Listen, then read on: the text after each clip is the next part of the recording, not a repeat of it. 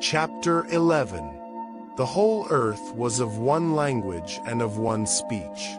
As they traveled east, they found a plain in the land of Shinar, and they lived there.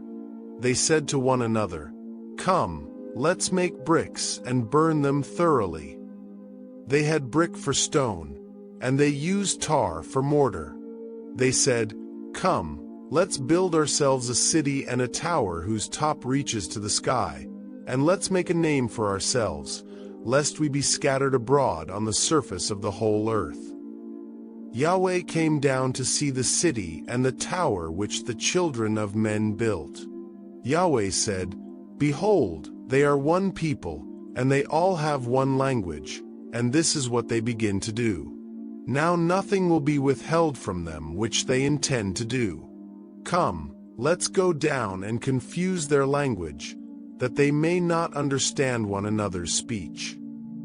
So Yahweh scattered them abroad from there on the surface of all the earth, and they stopped building the city. Therefore its name was called Babel, because there Yahweh confused the language of all the earth. From there, Yahweh scattered them abroad on the surface of all the earth. This is the history of the generations of Shem. Shem was 100 years old when he became the father of Arpachshad 2 years after the flood. Shem lived 500 years after he became the father of Arpachshad, and became the father of more sons and daughters. Arpachshad lived 35 years and became the father of Shelah. Arpachshad lived 403 years after he became the father of Shelah, and became the father of more sons and daughters. Shelah lived 30 years and became the father of Eber. Shelah lived 403 years after he became the father of Eber, and became the father of more sons and daughters. Eber lived 34 years and became the father of Peleg. Eber lived 430 years after he became the father of Peleg, and became the father of more sons and daughters. Peleg lived 30 years and became the father of Reu. Peleg lived 209 years after he became the father of Reu, and became the father of more sons and daughters. Reu lived 32 years and became the father of Serug. Reu lived 207 years after he became the father of Serug, and became the father of more sons and daughters. Serug lived 30 years and became the father of Nahor. Serug lived 200 years after he became the father of Nahor, and became the father of more sons and daughters. Nahor lived 29 years and became the father of Terah. Nahor lived 119 years after he became the father of Terah, and became the father of more sons and daughters. Terah lived 70 years and became the father of Abram, Nahor, and Haran. Now this is the history of the generations of Terah. Terah became the father of Abram, Nahor, and Haran. Haran became the father of Lot.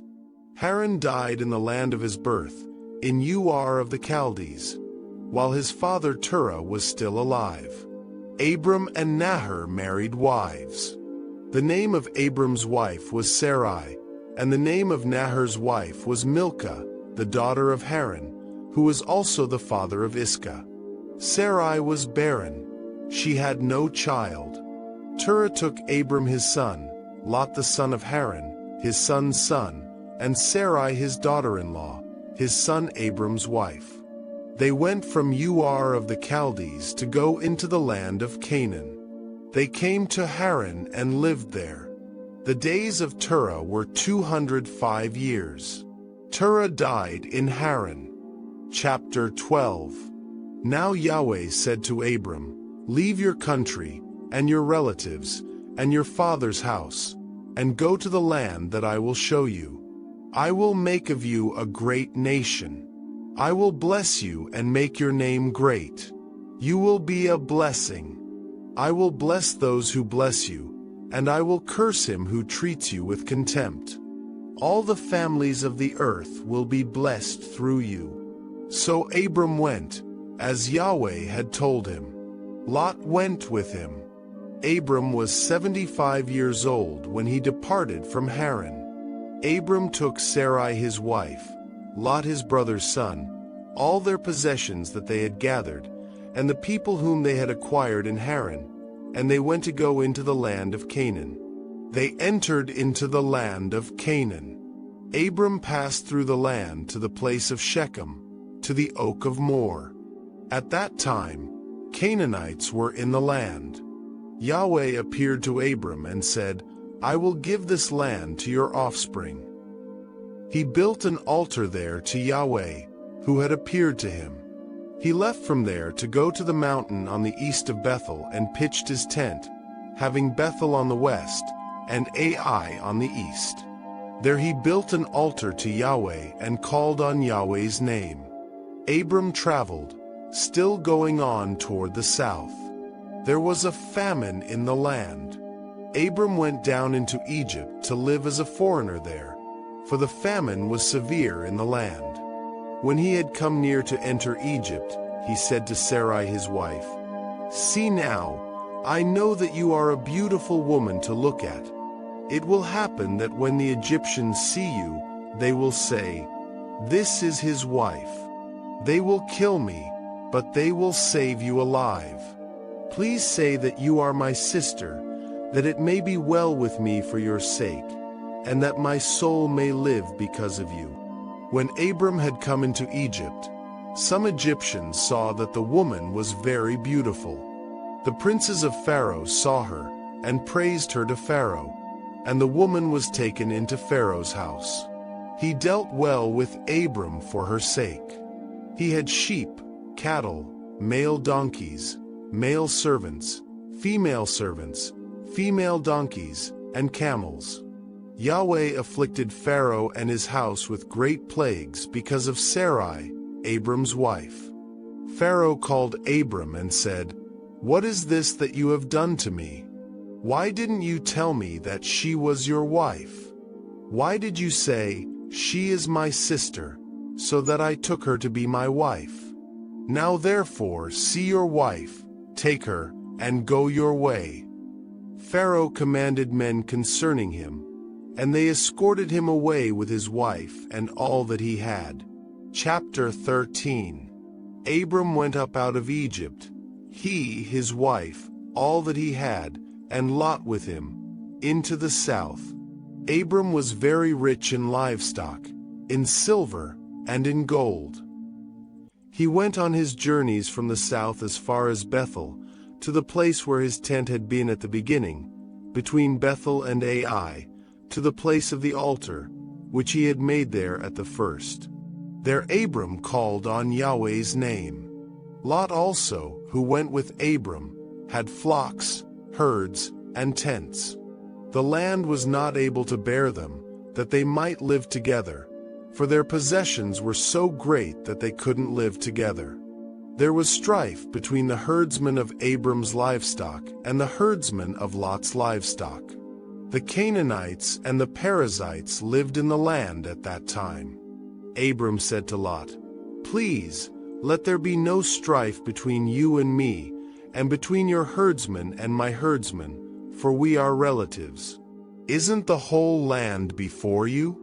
Please separate yourself from me. If you go to the left hand, then I will go to the right. Or if you go to the right hand, then I will go to the left. Lot lifted up his eyes, and saw all the plain of the Jordan, that it was well watered everywhere, before Yahweh destroyed Sodom and Gomorrah, like the garden of Yahweh, like the land of Egypt, as you go to Zoar. So Lot chose the plain of the Jordan for himself. Lot traveled east, and they separated themselves from one another. Abram lived in the land of Canaan, and Lot lived in the cities of the plain, and moved his tent as far as Sodom. Now the men of Sodom were exceedingly wicked and sinners against Yahweh. Yahweh said to Abram, after Lot was separated from him, Now lift up your eyes, and look from the place where you are, northward and southward and eastward and westward, for I will give all the land which you see to you and to your offspring forever. I will make your offspring as the dust of the earth, so that if a man can count the dust of the earth, then your offspring may also be counted. Arise, walk through the land in its length and in its width, for I will give it to you. Abram moved his tent, and came and lived by the oaks of Mamre, which are in Hebron, and built an altar there to Yahweh. Chapter 14.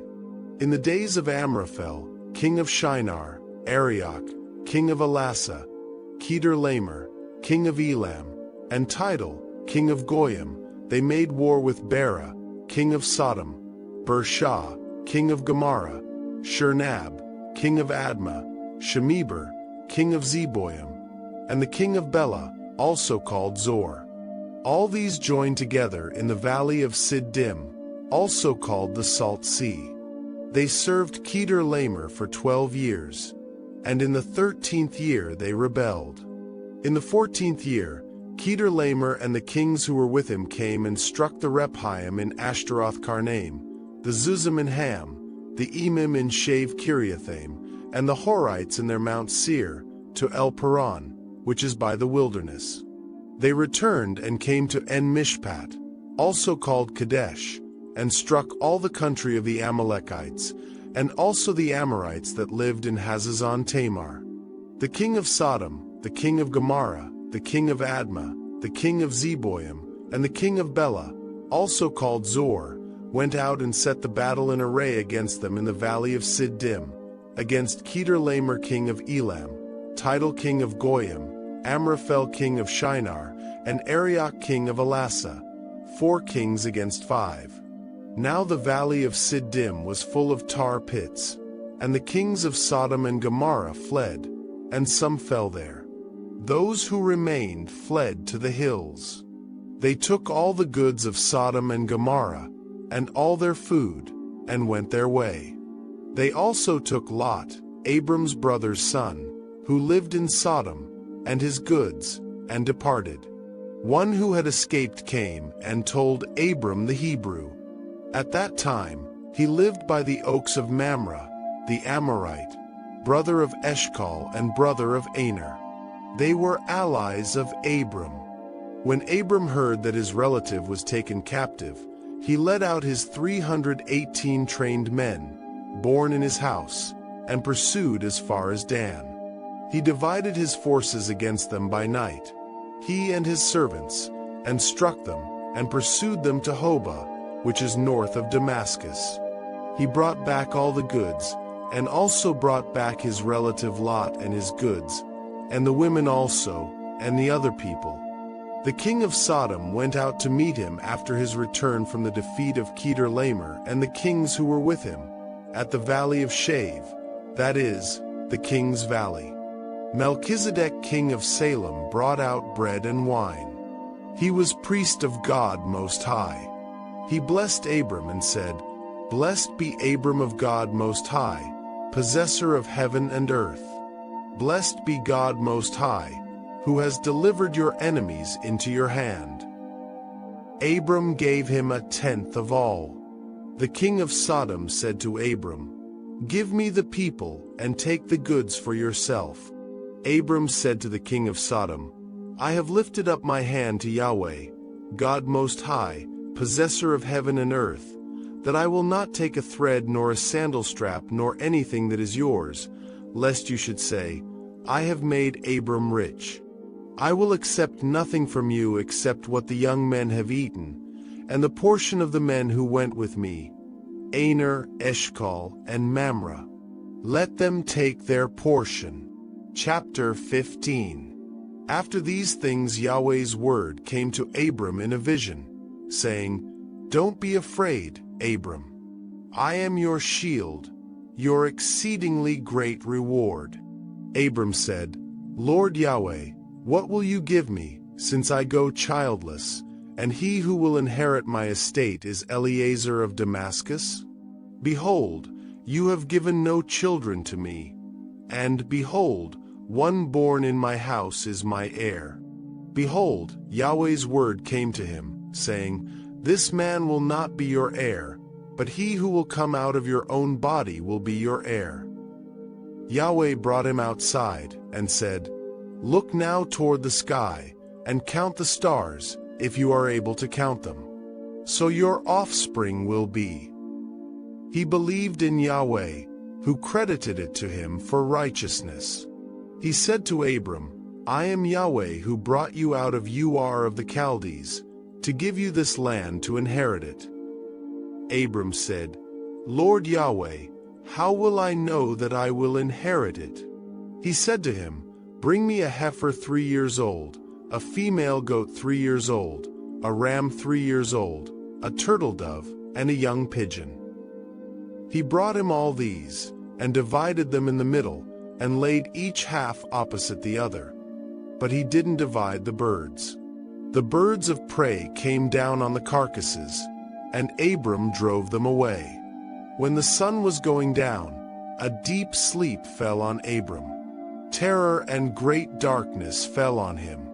He said to Abram, "Know for sure that your offspring will live as foreigners in a land that is not theirs, and will serve them.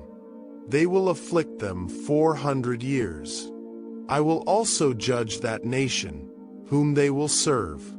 Afterward they will come out with great wealth. But you will go to your fathers in peace. You will be buried at a good old age. In the 4th generation they will come here again, for the iniquity of the Amorite is not yet full." It came to pass that, when the sun went down and it was dark, behold, a smoking furnace and a flaming torch passed between these pieces.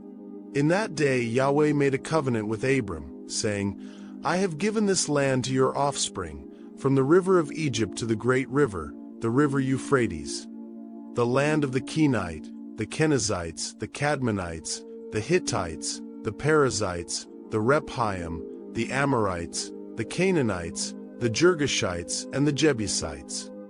Chapter 16. Now Sarai, Abram's wife, bore him no children.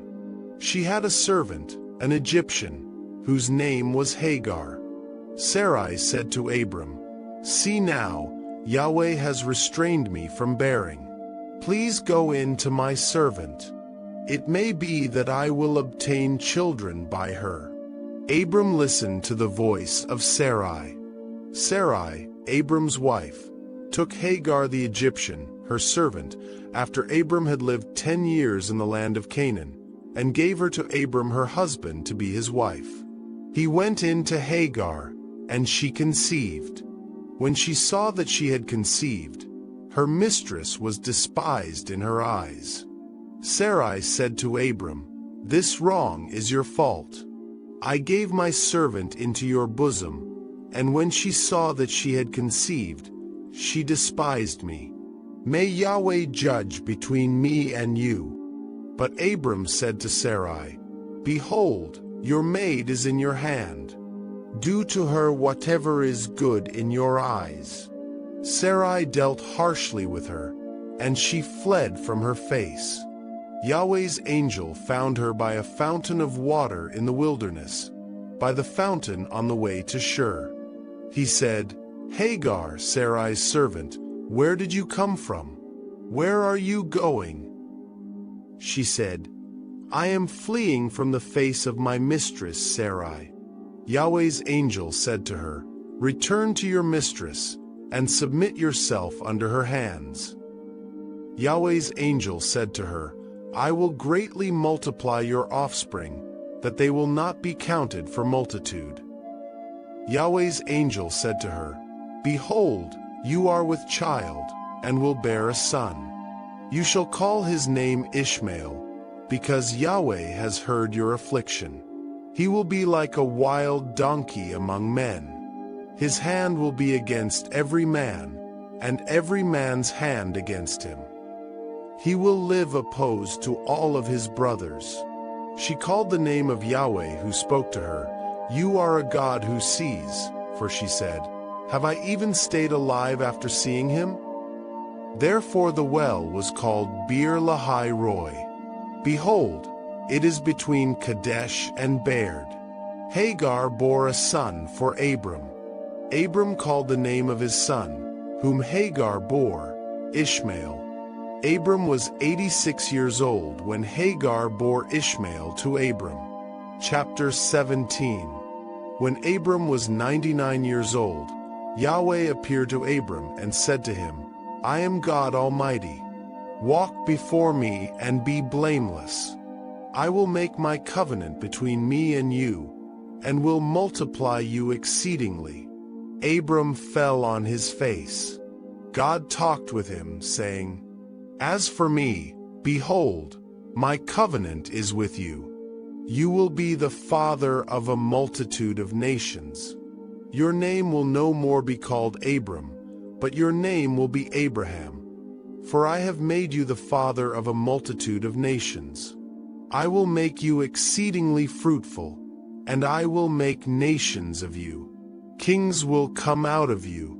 I will establish my covenant between me and you and your offspring after you throughout their generations for an everlasting covenant, to be a God to you and to your offspring after you.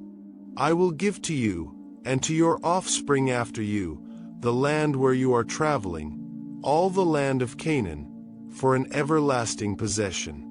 I will be their God. God said to Abraham, As for you, you shall keep my covenant, you and your offspring after you throughout their generations. This is my covenant, which you shall keep, between me and you and your offspring after you. Every male among you shall be circumcised.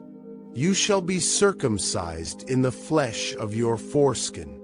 It will be a token of the covenant between me and you. He who is 8 days old shall be circumcised among you, every male throughout your generations. He who is born in the house, or bought with money from any foreigner who is not of your offspring. He who is born in your house, and he who is bought with your money, must be circumcised. My covenant shall be in your flesh for an everlasting covenant. The uncircumcised male who is not circumcised in the flesh of his foreskin, that soul shall be cut off from his people. He has broken my covenant. God said to Abraham, As for Sarai your wife, you shall not call her name Sarai, but her name shall be Sarah. I will bless her, and moreover I will give you a son by her. Yes, I will bless her, and she will be a mother of nations. Kings of peoples will come from her. Then Abraham fell on his face, and laughed, and said in his heart, Will a child be born to him who is 100 years old? Will Sarah, who is 90 years old, give birth? Abraham said to God, Oh, that Ishmael might live before you. God said, No, but Sarah your wife will bear you a son. You shall call his name Isaac. I will establish my covenant with him for an everlasting covenant for his offspring after him. As for Ishmael, I have heard you. Behold, I have blessed him, and will make him fruitful, and will multiply him exceedingly. He will become the father of 12 princes, and I will make him a great nation. But I will establish my covenant with Isaac, whom Sarah will bear to you at this set time next year. When he finished talking with him, God went up from Abraham. Abraham took Ishmael his son, all who were born in his house, and all who were bought with his money, every male among the men of Abraham's house, and circumcised the flesh of their foreskin in the same day, as God had said to him. Abraham was 99 years old when he was circumcised in the flesh of his foreskin. Ishmael, his son, was 13 years old when he was circumcised in the flesh of his foreskin. In the same day both Abraham and Ishmael, his son, were circumcised. All the men of his house, those born in the house, and those bought with money from a foreigner, were circumcised with him. Chapter 18. Yahweh appeared to him by the oaks of Mamre, as he sat in the tent door in the heat of the day. He lifted up his eyes and looked, and saw that 3 men stood near him. When he saw them, he ran to meet them from the tent door, and bowed himself to the earth, and said, "My lord, if now I have found favor in your sight, please don't go away from your servant. Now let a little water be fetched, wash your feet, and rest yourselves under the tree. I will get a piece of bread so you can refresh your heart. After that you may go your way, now that you have come to your servant." They said, "Very well, do as you have said." Abraham hurried into the tent to Sarah and said, "Quickly prepare 3 seahs of fine meal, knead it, and make cakes." Abraham ran to the herd and fetched a tender and good calf and gave it to the servant. He hurried to dress it. He took butter, milk, and the calf which he had dressed, and set it before them. He stood by them under the tree, and they ate. They asked him, "Where is Sarah, your wife?" He said, "There in the tent." He said, "I will certainly return to you at about this time next year, and behold, Sarah your wife will have a son." Sarah heard in the tent door, which was behind him. Now Abraham and Sarah were old, well advanced in age. Sarah had passed the age of childbearing. Sarah laughed within herself, saying, "After I have grown old will I have pleasure, my Lord being old also?" Yahweh said to Abraham, "Why did Sarah laugh, saying, 'Will I really bear a child when I am old?' Is anything too hard for Yahweh? At the set time I will return to you, when the season comes around, and Sarah will have a son." Then Sarah denied it, saying, "I didn't laugh," for she was afraid. He said, "No, but you did laugh." The men rose up from there and looked toward Sodom. Abraham went with them to see them on their way. Yahweh said, "Will I hide from Abraham what I do, since Abraham will surely become a great and mighty nation, and all the nations of the earth will be blessed in him? For I have known him, to the end that he may command his children and his household after him, that they may keep the way of Yahweh, to do righteousness and justice, to the end that Yahweh may bring on Abraham that which he has spoken of him."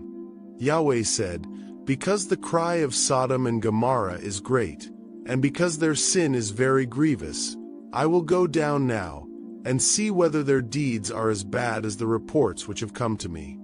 If not, I will know." The men turned from there, and went toward Sodom, but Abraham stood yet before Yahweh. Abraham came near, and said, "Will you consume the righteous with the wicked? What if there are 50 righteous within the city? Will you consume and not spare the place for the 50 righteous who are in it? May it be far from you to do things like that, to kill the righteous with the wicked, so that the righteous should be like the wicked. May that be far from you. Shouldn't the judge of all the earth do right?" Yahweh said, "If I find in Sodom 50 righteous within the city, then I will spare the whole place for their sake." Abraham answered, "See now, I have taken it on myself to speak to the Lord, although I am dust and ashes. What if there will lack 5 of the 50 righteous? Will you destroy all the city for lack of 5? He said, "I will not destroy it if I find 45 there." He spoke to him yet again and said, "What if there are 40 found there?" He said, "I will not do it for the 40's sake." He said, "Oh, don't let the Lord be angry, and I will speak. What if there are 30 found there?" He said, "I will not do it if I find 30 there." He said, "See now, I have taken it on myself to speak to the Lord. What if there are 20 found there?" He said, "I will not destroy it for the 20's sake." He said, "Oh, don't let the Lord be angry, and I will speak just once more. What if 10 are found there?" He said, "I will not destroy it for the 10's sake." Yahweh went his way as soon as he had finished communing with Abraham, and Abraham returned to his place. Chapter 19. The two angels came to Sodom at evening. Lot sat in the gate of Sodom. Lot saw them and rose up to meet them. He bowed himself with his face to the earth and said, "See now, my lords, please come into your servant's house, stay all night, wash your feet, and you can rise up early and go on your way." They said, "No, but we will stay in the street all night." He urged them greatly, and they came in with him and entered into his house. He made them a feast and baked unleavened bread, and they ate. But before they lay down, the men of the city, the men of Sodom, surrounded the house, both young and old, all the people from every quarter. They called to Lot and said to him, "Where are the men who came in to you this night? Bring them out to us, that we may have sex with them." Lot went out to them through the door and shut the door after himself. He said, "Please, my brothers, don't act so wickedly. See now, I have 2 virgin daughters. Please let me bring them out to you, and you may do to them what seems good to you. Only don't do anything to these men, because they have come under the shadow of my roof." They said, "Stand back." Then they said, "This one fellow came in to live as a foreigner, and he appoints himself a judge. Now we will deal worse with you than with them." They pressed hard on the man Lot and came near to break the door. But the men reached out their hand and brought Lot into the house to them, and shut the door. They struck the men who were at the door of the house with blindness, both small and great, so that they wearied themselves trying to find the door. The men said to Lot, "Do you have anybody else here? Sons-in-law, your sons, your daughters, and whomever you have in the city, bring them out of the place, for we will destroy this place, because the outcry against them has grown so great before Yahweh that Yahweh has sent us to destroy it." Lot went out and spoke to his sons-in-law, who were pledged to marry his daughters, and said, "Get up, get out of this place, for Yahweh will destroy the city." But he seemed to his sons-in-law to be joking. When the morning came, the angels hurried Lot, saying, "Get up, take your wife and your 2 daughters who are here, lest you be consumed in the iniquity of the city." But he lingered, and the men grabbed his hand, his wife's hand, and his 2 daughters' hands, Yahweh being merciful to him, and they took him out and set him outside the city. It came to pass, when they had taken them out, that he said, "Escape for your life. Don't look behind you, and don't stay anywhere in the plain. Escape to the mountains, lest you be consumed." Lot said to them, "Oh, not so, my lord. See now, your servant has found favor in your sight, and you have magnified your loving kindness, which you have shown to me in saving my life. I can't escape to the mountain, lest evil overtake me, and I die. See now, this city is near to flee to, and it is a little one. Oh, let me escape there, isn't it a little one? And my soul will live." He said to him, "Behold, I have granted your request concerning this thing also, that I will not overthrow the city of which you have spoken. Hurry, escape there, for I can't do anything until you get there." Therefore the name of the city was called Zor. The sun had risen on the earth when Lot came to Zor. Then Yahweh rained on Sodom and on Gomorrah sulfur and fire from Yahweh out of the sky.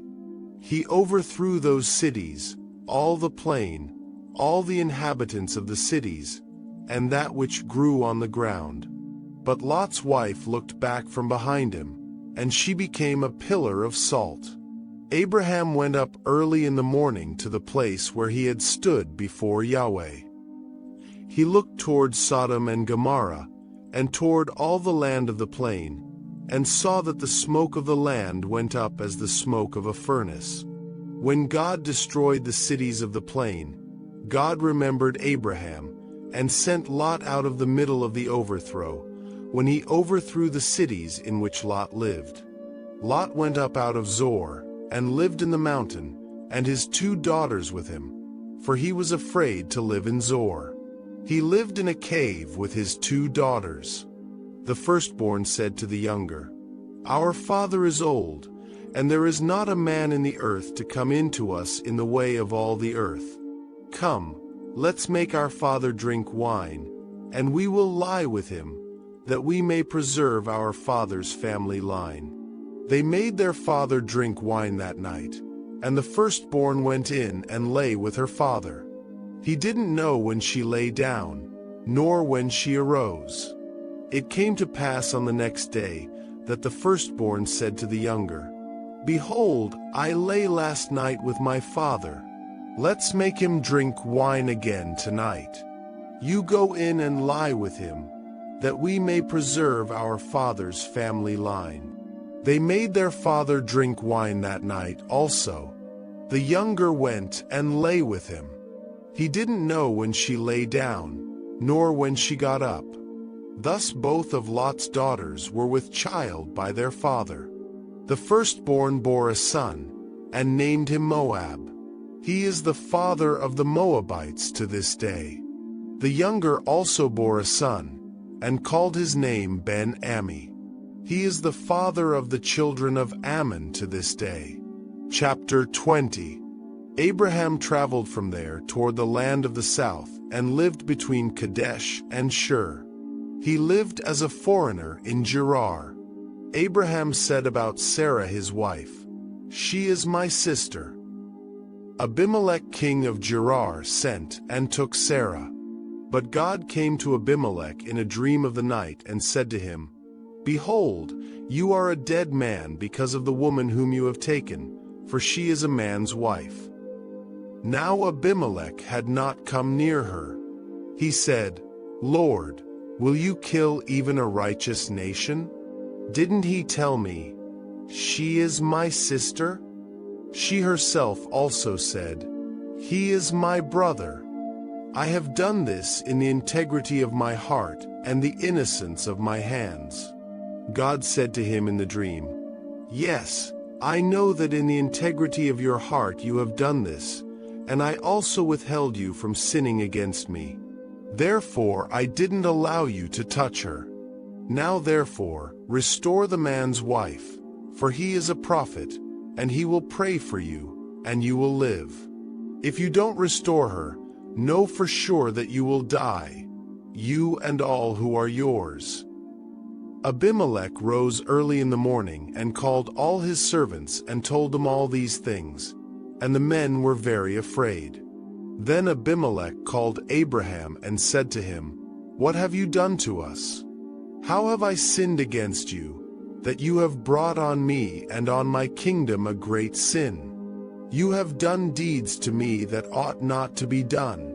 Abimelech said to Abraham, "What did you see that you have done this thing?" Abraham said, "Because I thought, surely the fear of God is not in this place. They will kill me for my wife's sake.